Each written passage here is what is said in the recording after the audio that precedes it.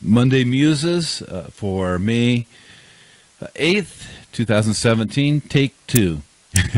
I just finished recording this Monday Morning Muses, and I'm playing it back to see how it turned out, and there was no sound. I look over at my mixer, and I didn't turn the mixer on. It's Monday morning. Maybe there are some things there that God's saying, Doug, you can say that better. Probably. Anyway, the good part about that is I mused over it once. Now I get to muse over it again.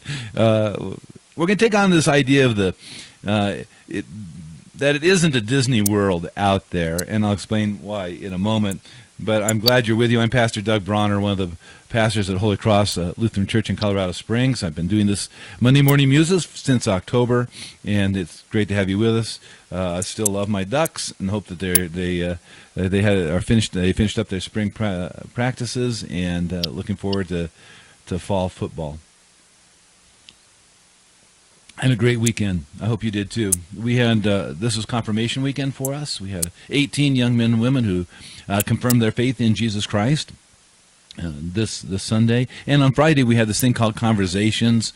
It's not questioning like some of us had to go through. I did not, but some of us had to go through when we went through confirmation. It's more of a dialogue, and that was fantastic to be a part of that this weekend. As well as on Saturday, I was privileged to give the invocation at the honor court of honor for an Eagle Scout member of our congregation. And you think about he's 16, I think about ready to turn 17, and most of his life has been caught up in, even from Cub Scouts to Boy Scouts, has been preparing indirectly or directly for his Eagle Scout, and then to be asked to give the invocation for just a brief moment of that in celebration of this accomplishment is pretty cool. Anyway, you'll notice I'm wearing a Mickey Mouse hat today, and that's in honor of 20 years ago when my family and I did the obligatory trip to Disneyland, and we had a good time while we were there. Kids were a lot smaller, of course, 20 years ago, but it was a good trip. And what got me thinking about this topic of it's not a Disney World out there is, there's this fantasy life about Disney that everything turns out okay. Although in Bambi, things didn't all turn out well either. Anyway, I don't know if you saw this Disney-like video on the Weather Channel this week. I found it on my phone app. I don't have cable, so I don't get the Weather Channel, but I have the phone app.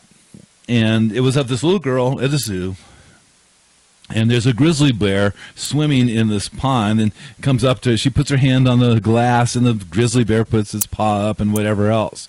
And it's that Disney kind of feeling. But the reality is, if that glass wasn't there, that girl didn't stand a chance. We like to think of this nice, cuddly, warm feeling. Oh, isn't that cute? Yeah, it's cute. But, it's unreal, too. That's not the way the world is. And so as I thought about that, I also remembered an episode of The Blue Planet, a BBC television series. There's 8 episodes of it. And I love the BBC's cinematography. I love how they film things. It's spectacular. And this episode 8, was on the coast. And Janice and I are right now also into the Great British Baking Show. It's hard to say that. And what I like about that show is also, again, the cinematography that they add to it. Anyway, so the episode 8, Coast. And so toward the end, they talk about elephant seals. And, I'm thinking, hey, up to this point, this would be not so bad for older elementary school children. They would learn a great deal about animal life, sea life along the coast of our oceans. And these elephant seals, it gets a little bloody because the males square off against each other for mating rights, and there's blood all over the front of them. Yeah, a 5th grade boy thinking, this is pretty cool. But then you get to the end of it, and so they have their pups, right? And the pups learn to swim, and they're cared for by their parent and being taught by their parents and so forth. And then they have to take their first swim in the ocean. And you think, okay, this is going to be great. And you see this wave coming at these couple of pups on the shore. And you begin to realize this is not a regular wave. In fact, it's an orca coming to capture these pups. And in this area, there's about 2 weeks period of time where these orca come along the shore and feast on these pups until the pups get wise and stay away from the water. But, in true BBC fashion, they don't just spend a few minutes with this episode, this part of it. They spend a great deal. It's all in slow motion too. So an orca grabs a pup, it takes it in the air, and you hear this moaning sound from the pup, and it shakes it and so forth. And this goes on for a little bit, and then they drag one out to the deeper ocean, and that's, I guess, what the orcas do. They don't eat it right away. So what do? They play with it for half an hour. A half an hour, they throw this live pup back and forth to each other. And finally, after a half hour, the pup dies. They're not finished yet. After the pup dies, they flip this thing, looks like 100 feet up in the air, not just once, but multiple times, going flying through the air. A dead elephant seal pup flying through the air. It's pretty cruel. It reminds me of my cat, Callie. One day, I watched her with a mouse, and I'm sure it was the same mouse. She was playing with it. And 3 hours later, I look out the window again, and she's still playing with it. And finally, the mouse just died. It was done. It's a cruel world out there.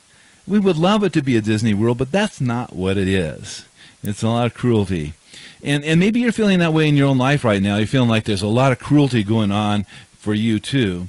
And Paul understood that, Paul and his companions. In 2 Corinthians chapter 4, verses 8 through 10, which is the Bible passage I use in my Praying with the Eyes blog for today, for May 8th. I use it in a different way than I'm using it with you now. But this Paul there writes, "We are afflicted in every way, but not crushed, perplexed, but not driven to despair, persecuted, but not forsaken, struck down, but not destroyed, always carrying in the body the death of Jesus, so that the life of Jesus may also be manifested in our bodies."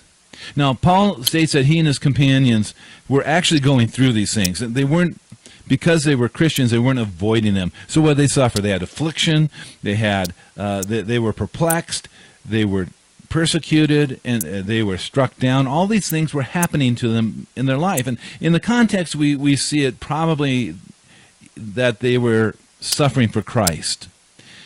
And we sometimes suffer for Christ in the same way, and other times it's simply a part of being alive in a broken, sinful world.